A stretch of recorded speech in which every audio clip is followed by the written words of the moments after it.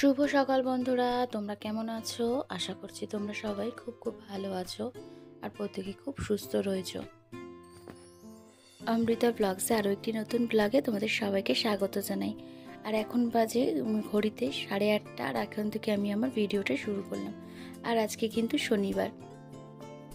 তো এখানে দেখতে পাচ্ছ ঘুম থেকে উঠেই কিছু কাজ থাকে, বাসি কাজ, সেগুলো সব করে নিয়েছি। আর তারপরে কিন্তু এখানে কিন্তু নিজে ফ্রেশ হয়ে ঠাকুরের প্রার্থনা থাকে সেটা সেরে নিয়ে আর আমি কিন্তু এদিকে ঘরের কাজগুলো করতে আরম্ভ করে দিলাম। আর আজকে আমি উঠেছি 7:20-তে, তো অনেকটাই দেরি হয়েছে, তো এই কাজগুলো সমস্ত সব করতে হবে। আর এখানে দেখো এই যে বড় টেডিটা আছে এটা কিরমভাবে পরিষ্কার করলাম। কিছুদিন আগে ওটাকে ধুয়ে দিয়েছিলাম, তো প্রত্যেকদিন ও তো বাইরেই থাকে, প্লাস্টিক যেহেতু মানে ওর কাভারটা নষ্ট হয়ে গেছে, তো ও এরমভাবে বাইরে থাকে, তো ধুলো পড়ে, তাই এই ঝাড়নটা দিয়ে ভালো করে ওটা পরিষ্কার করে নিলাম।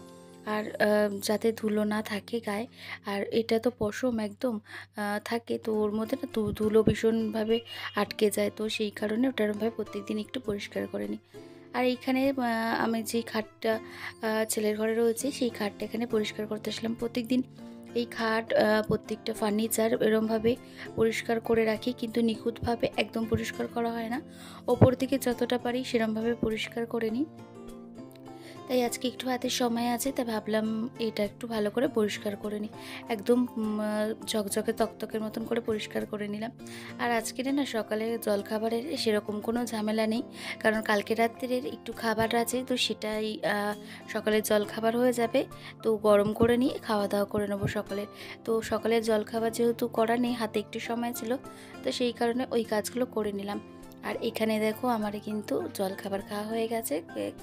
খাওয়া দাওয়া করে নিয়ে আমার যে সকালে যে জলখাবারের টিফিনের মানে বাসনগুলো রয়েছে সেগুলো সব ধুয়ে নিলাম। তারপর কালকের রাত্রে যে কটা বোতল খালি হয়েছে সেগুলো সব ধুয়ে মুছে নিলাম। এবার আমি এগুলো সব পরিষ্কার করে রেখে দেবো, আর বোতলের জলগুলো ভরে ফ্রিজে রেখে দেবো। তো সকালে অনেক কাজ থাকে, রান্না ছাড়াও এই কাজগুলো কিন্তু সমস্ত সব করতে হয়। তো এখানে সমস্ত সব করে নিলাম, আর একদম বাসনের একটার মধ্যে সব রেখে দিয়েছি। জলটা ঝরে গেলেই তারপরে সব গুছিয়ে রেখে দেবো। আর এদিকে দেখো আমার রান্নাঘরটাও একটু পরিষ্কার করে নিলাম। খাওয়া দাওয়ার পর রান্নাঘর, টেবিল, এগুলো তো সমস্ত সব পরিষ্কার করতে হয়, তো সেগুলো সব করে নিলাম। করে নিয়ে আর এখানে কিন্তু আমি আমার এই বেসিনটা ধুয়ে নিলাম।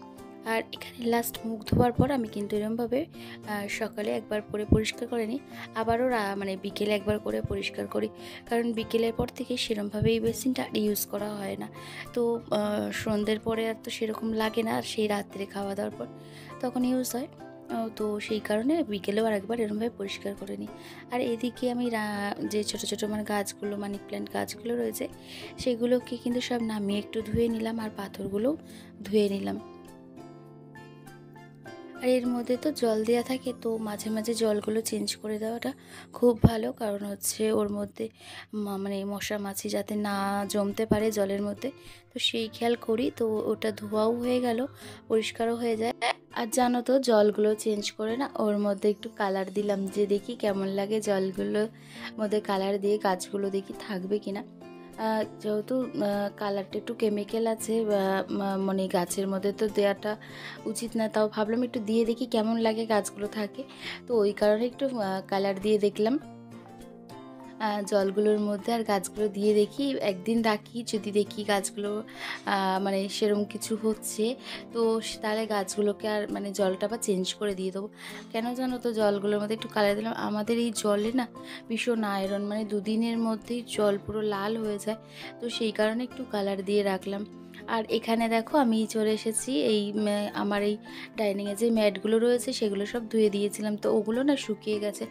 আর বৃষ্টি বৃষ্টি পড়ছে, তো তো ম্যাটগুলো যদি এক জায়গায় ওই জানলার ওখানটা দিয়ে রাখি না, তাহলে না শুকায় না। এর জন্য একটু বুদ্ধি করে এখানে একটা একটা করে সব দিয়ে আর তার মধ্যে ক্লিপ দিয়ে আটকে দিলাম, তো দেখলাম বেশ তাড়াতাড়ি শুকিয়ে গেল। কিছুক্ষণ আগে আমি দিয়ে গেছিলাম, তো দেখি এসে শুকিয়ে গেছে। তো এগুলো সব তুলে নেবো, ওগুলো তো হালকা, আর হাওয়া দিলে মানে উড়ে যাবে, তো সেই কারণে এগুলো সব তুলে দিয়েছি। আর এখানে কিছু বাসন ছিল, মানে জামা কাপড় ছিল, তো সেই জামা কাপড়গুলো না মানে কালকের জামা কাপড় কিছু শুকায়নি, তো সেগুলো সব দিয়ে রেখেছিলাম, তো দেখি এগুলো সব শুকিয়ে গেছে, তো এগুলো তুলে নিলাম। তুলে নিয়ে এসে তারপর রান্নাঘরের দিকে দিয়ে চলে আসলাম। আর এখন রান্না করছি এই মাছের ঝোল করব, তো এখানে একটু আলু পেঁয়াজ কেটে নিচ্ছি, বেশি কিছু সবজি কাটার নেই। তো এই ছোট্ট যে জায়গাটা রয়েছে এর মধ্যেই না যে আলুর ছোকলা তারপর পেঁয়াজের সব কিছু এর মধ্যে আমি ফেলে দিচ্ছি, আর আলাদা করে নোংরাগুলো তুলতে হচ্ছে না। আর এখানে যখন সবজি কাটতে বসি তখন নিচে একটা মানে প্লাস্টিক নিয়ে বসি, যাতে তার মধ্যেই নোংরাটা পড়ে একেবারে আমি তুলে নিই। এইভাবেই কিন্তু সবজিগুলো আমি কাটি, যেহেতু আজকে বেশি কিছু সবজি নেই, তো সেই কারণে এই ঢাকনাটার মধ্যেই মানে নিয়ে বসে পড়েছি। এই ঢাকনাটা আমাকে মাজতে হবে, তো ভাবলাম এর মধ্যেই নোংরাটা ফেলে দিই, ডাস্টবিনে ফেলে দেবো। তো সেইভাবে সবজিগুলো কেটে নিলাম, আলুগুলো।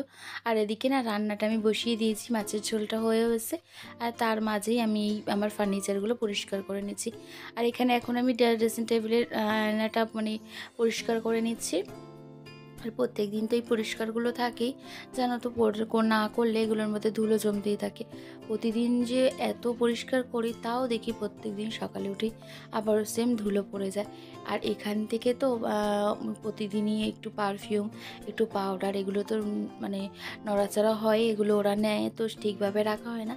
তো সেগুলো একটু গুছিয়ে নিই আর এখানটা পরিষ্কারও করে নিই। তারপরে দেখো আমার খাটের যে পায়া মানে জায়গাটা আছে সেটাও কিন্তু ভালোভাবে পরিষ্কার করে নিচ্ছি। আর এরকমভাবে প্রত্যেক দিন পরিষ্কার করলে সেইভাবে কিন্তু ধুলো একদম জমতে থাকে না। হালকা একটু ধুলো থাকলে সেগুলো কিন্তু ভালোই পরিষ্কার হয়ে যায়। তো এগুলো সব পরিষ্কার করি, আর সেইভাবে পরিষ্কার করে রাখি বলে আমার ঘর কিন্তু সবসময় একদম পরিষ্কার পরিচ্ছন্ন থাকে, কোথাও কিছু কিন্তু নোংরা থাকে না। আর এরমভাবে থাকলে বেশ ভালোও লাগে সব কিছু দিক দিয়ে। তো এইসব কাজবাজ করে তারপরে কিন্তু আমি স্নান যাব, পুজো যাব। আর আজকে জানো তো বন্ধুরা, মানে সকাল থেকে কোনো প্ল্যান ছিল না কোথাও মানে যাওয়ার। আর আজকের কিছুক্ষণ আগে বোন ফোন করে বলল, দিদি আজকের তোকে আর ছেলেকে নিয়ে বেরাবো একটু খাওয়া দাওয়া করতে। তো আমি বলেছিলাম না, যাবো না, তুই ছেলে যা। তো আমাকে বললো না, তোকেও নিয়ে যাব, তো তুইও যাবি। মাকে নিয়ে যাচ্ছিল, মানে মাকেও বলেছিল, কিন্তু মা যাবে না। মায়ের যেন তো ভীষণ পায়ে ব্যথা, আর মা একদম মানে হাঁটাচল মানে হাঁটতে পারে না খুব একটা। তো বোনের কিছু কেনাকাটাও আছে, সেগুলো করবে, আর একটু আমাদের খাওয়া দাওয়াও করাবে আজকে রেস্টুরেন্টে। তো সেই কারণে বোন বলেছে মানে সন্ধ্যের দিকে আমরা বেরাবো, আমি, ছেলে আর বোন। তো এখানে আমি রান্নাও করে নিয়েছি, আর এদিকে আমার বাগদা চিংড়ি যে আগের দিন এনেছিল, তো সেটা আর করিনি, সেদিনকে ইলিশ মাছের সঙ্গে। তো বাগদা চিংড়িটা করে নেবো এখন আমি এই করে নিচ্ছি, মানে করা হয়েও গেছে। তো রান্না করে নিই, আর এখানে চলে এসেছি জামা কাপড় মেলতে।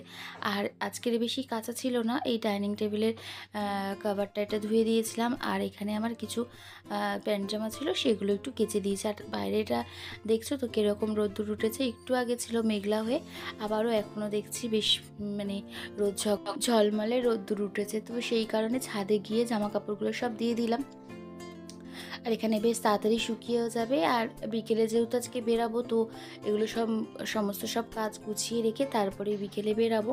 বিকেল বলতে সন্ধে হয়ে যাবে বেরাতে। তারপরে না ছাদ দিয়ে নেমে এসে আমার এই রান্নাঘর ভালোভাবে পরিষ্কার করে নিলাম। আর রান্নাঘরের বাইরেও এই কিন্তু রান্নার যে ঘরে যে জানলাটা আছে সেটাও কিন্তু ভালো করে এইভাবে প্রতিদিন পরিষ্কার করে।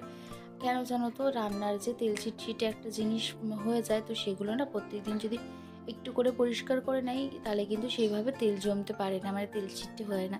তো রান্নার জায়গায় একটু তেল ছিটছিট করবে, কিন্তু এইভাবে পরিষ্কার করে নিলে সাধারণত সেরমভাবে তেল ছিটছিটে হবে না। তো সেই কারণে প্রতিদিন না এরমভাবে একটু পরিষ্কার করে নিই। আর এখানে দেখো তারপরে সব পরিষ্কার করে নিয়ে ভালোভাবে ঘরটা মুছে নিলাম।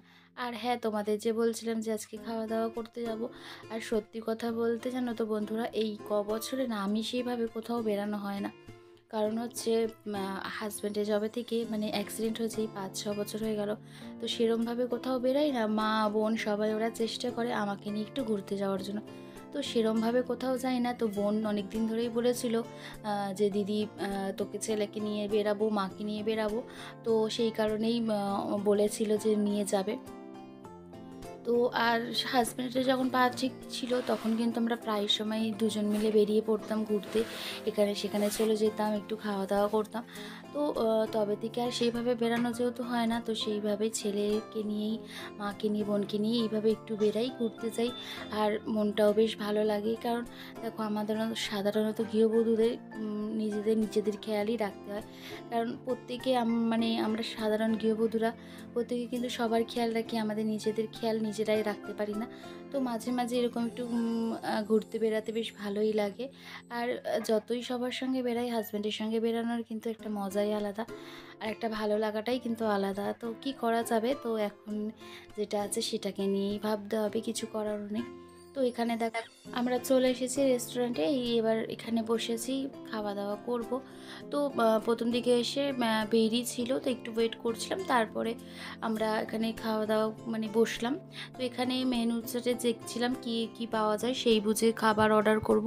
তো বোনও দেখলো, তো সবাই মিলে দেখলাম। তো ভাবলাম অন্য কিছু না খেয়ে একটু রাইস চিলি চিকেনই খেয়ে নেবো, কারণ আমরা ভেবেছিলাম তন্দুরি নান এসব কিছু নেব। তো এখন তন্দুরি নান এখানে অ্যাভেলেবেল নয়, তো সেই কারণেই রাইস আর চিলি চিকেনই খেয়ে নিলাম। তো রেস্টুরেন্টে যাই, গিয়ে ভাবি এই খাবো সেই খাবো, কিন্তু লাস্টে শেষমেশে নাই রাইস নাই বিরিয়ানি নাই, এইরকমই সাধারণত খাবার খেয়ে নিই।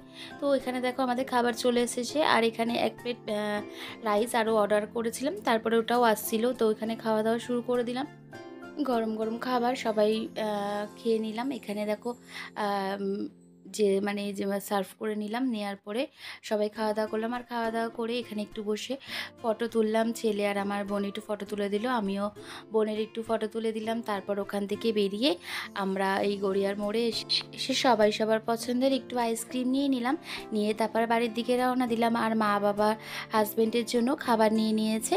তো আজকের মতো ভিডিওটা বন্ধুরা এখানেই শেষ করি। আর আমার এই ভিডিওটা তোমাদের কেমন লাগলো তোমরা কিন্তু অবশ্যই কমেন্ট করে জানিও, আর ভালো লাগলে একটু লাইক করে দিও। আর যদি মনে হয় আমার চ্যানেলটাকে সাবস্ক্রাইব করে আমার পাশে থাকতে পারো। তো তোমরা ততক্ষণ ভালো থেকো, সুস্থ থেকো, আর সবাইকে ভালো রেখো। টাটা।